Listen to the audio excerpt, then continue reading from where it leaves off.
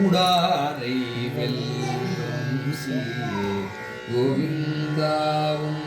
தன்னை பாடி பறை கொண்டு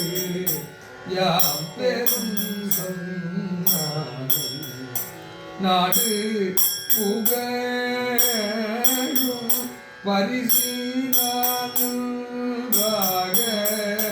சுடகமே தோழ்வரையே தோழே பாடகமே பல்கனம் யாமனீங்கோ ஆடை உடுப்போ அதன் பின்னே ஆறு முடனை பெய்து முழங்கை வடிவாரை